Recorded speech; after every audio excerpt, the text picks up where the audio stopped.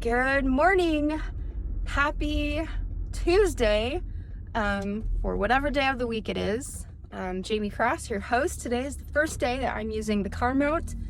I just got out of my Pure Barre workout, and this workout really kicked my butt. And I want to talk today about, I want to challenge you all to think a little bit differently about how to create and build something in the world.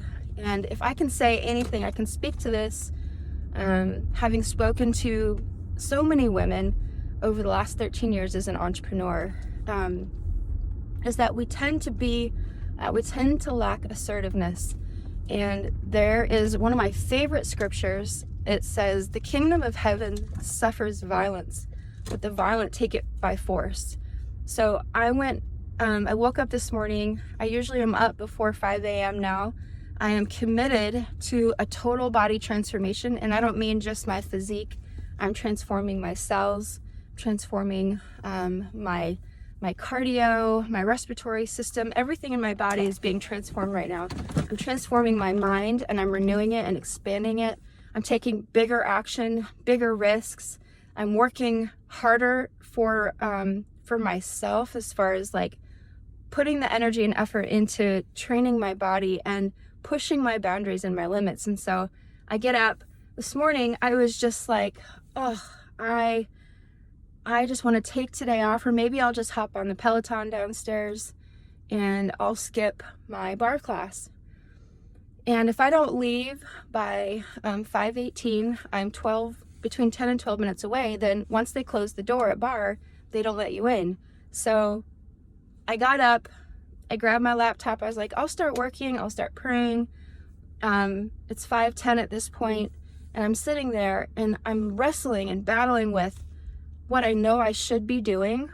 Now, was I doing a good thing? Getting into the Word, getting into some work that I needed to get done before the kids are up. Yeah, for sure that was good, but it wasn't in line with my priorities as far as what I committed to myself, because I spend time with the Lord all day, every day. As I'm driving to bar, I'm getting into into just prayer and meditation and praise and thanksgiving. And when I come back, I actually sit down feeling refreshed and energized, and I get into the Word, and I just dive deep into treasure hunting in the Bible. And so I'm actually gonna walk into so here's my routine. I go to bar class in the morning, and then I drive up the street to the fitness center where they have a red light sauna, and I do red light therapy for 30 minutes. So I'm home by 7:30 every morning, most of the time before anybody's even really up. So I've gotten my hard stuff done before they're up. Anyways, so I'm sitting there, it's 5:10, I'm praying, I'm like, this is just so nice. And I just kept feeling so convicted. I'm like, you're not honoring yourself. You've got to do what you committed to yourself to do. So it's 5:15 at this point, and hold on, let me get into here. 5:15, and I'm like, I've got 2 minutes. If I don't leave in 2 minutes, then the window will have closed. So I go and I get off the couch, force myself off the couch. I throw my clothes on. I grab the keys, grab some salt water. I get in the car, it's 5:22. I know I'm gonna be late, but I'm just gonna risk it. I'm driving a little bit too fast down the road, and I get there right at 5:29. And it's 5:30 in the morning, and this bar class, because you're supposed to register before, and it'll tell you if you go onto the app whether it's full or not, whether it's wait list. And I always go in and register, but I forgot to do that. So I didn't realize that there was a wait list for that class, because it's a new class called Define. It's a class I'd never done before. So I get there, and the front desk girl's there, and then the owner's standing there, because they're usually greeting people as they're walking in.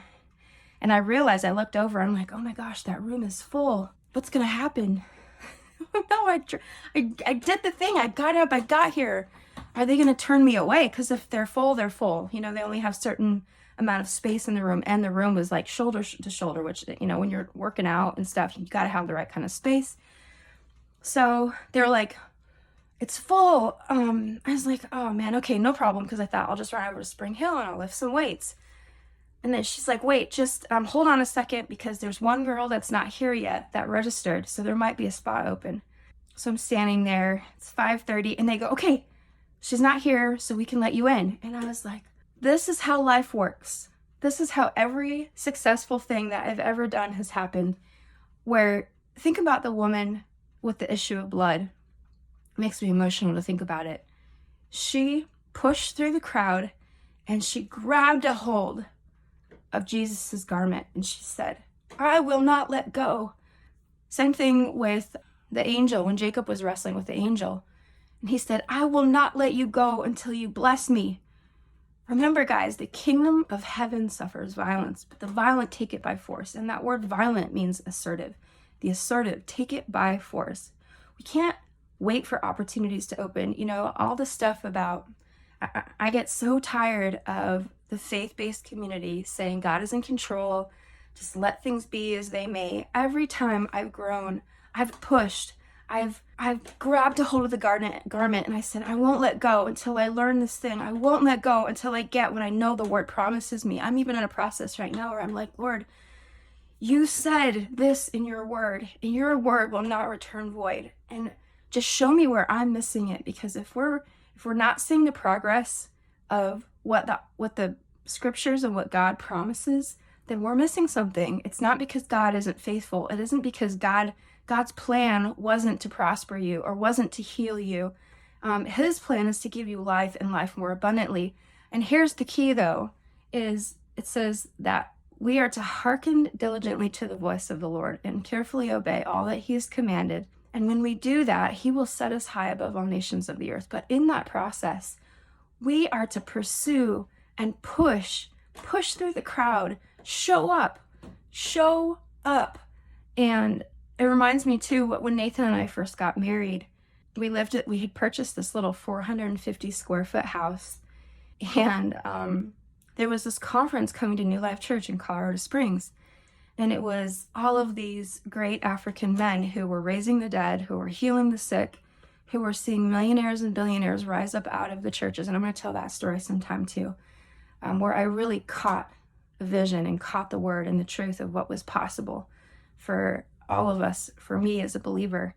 But I remember Nathan and I waking up in the morning, and he would get his sub calls. So he was a substitute teacher, and he would get calls at like 3:30 in the morning to take a job. That morning, we were both like, okay, we don't have money for tickets because this is the ticketed event at New Life. We were like, we don't have the money for the ticket, but we agreed at 3:30 in the morning. He's like, I'm going to give up a teaching week. It was a week-long conference, and we didn't have a week to give up. We didn't have that, like, we needed that money. But we were like, you know what? We don't have a ticket. We don't have money for a ticket, but we're going to believe that something's going to come together. And so this was way before we ever owned a business. This is when we were still I would say still growing up and being matured up as mature believers. And so all I knew was we were like, we're just going to take a risk. And I had to go to work. I had a new job at a mortgage company. And so Nathan gets in his little stick shift green Subaru, ugliest broken down car. And he gets up to New Life Church, and he said, hey, are there any, he got to the front of the desk, there's this whole line of people behind him waiting to get in. And he said, hey, is there any kind of sponsorship, or can I work for this? Can I come and work for the church in some way for a couple of days, or whatever you need? Can I serve in any way in exchange to be at this conference? I think that's one key too, is you're never looking for handouts. You're always looking to exchange something of value. If you're asking for something, offer something in exchange of equal or greater value actually. So they told him no, which I look back and I think, whatever, okay. No, they said no. So he's about to walk away, and this little old woman behind him grabs his coat and says, hey, I'm going to cry. She said, "Hey, God sent me here to pay for your ticket." So he got in and he was there for the rest of that week. And I tell you that was the foundation of our marriage, our spiritual walk, of our understanding what was possible for us in our walk with the Lord, in our kingdom living.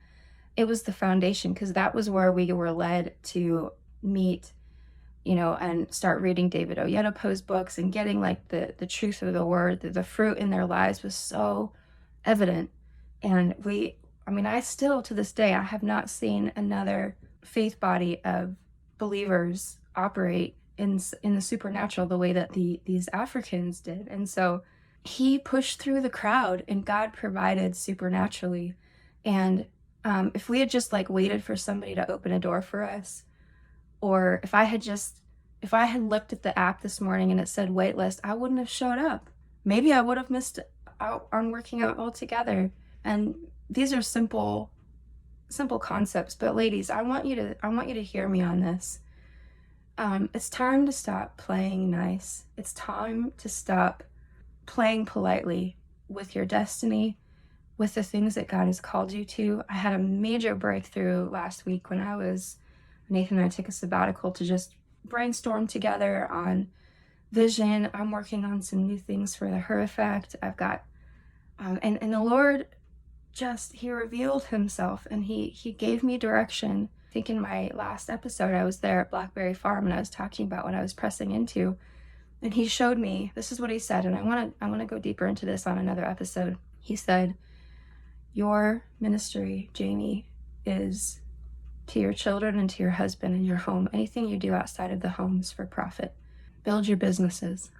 And I felt so free after that. Okay, I'm on the right track. I'm here to, my spiritual destiny at this stage of my life is to raise up my sons in the Lord and to support Nathan and what he's doing in his ministry.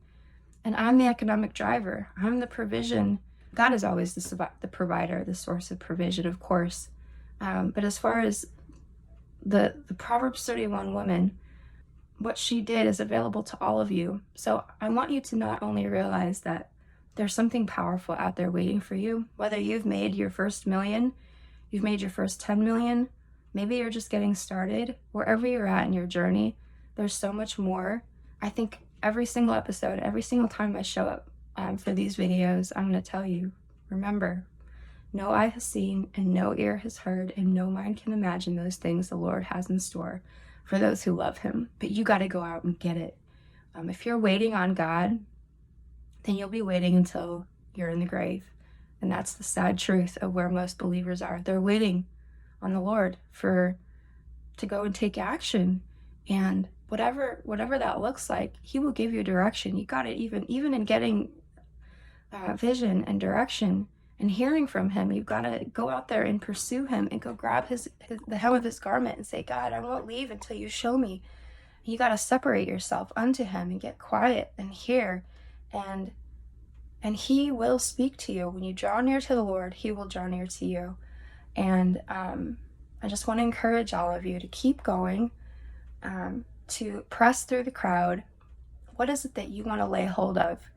What is it that you've been kind of hanging back at the back of the room, just saying, "Oh, well, when it happens, it happens." I want to encourage you. There's a couple things that are true, that are just fundamental truths. One is he will bless the work of your hands. For many of you, you guys are waiting on God to tell you which business to start, or your kingdom assignment is spiritual and it's specific. And more than likely, if you're a mother and if you're a wife, that spiritual assignment starts with your family and what you're doing in your vocation is a practical thing that everyone should be doing. Should all be pursuing God and building businesses. If you feel that if your passion and vision is for business, then go build a business and get after it. And just remember, all of heaven is there to back you. We're here to run with you. Love you. Keep going. Don't give up. Press in there. Get after it. And don't let go until you get what you're after. Thanks for listening to today's show. Hit subscribe or follow and be sure to share this episode with a friend.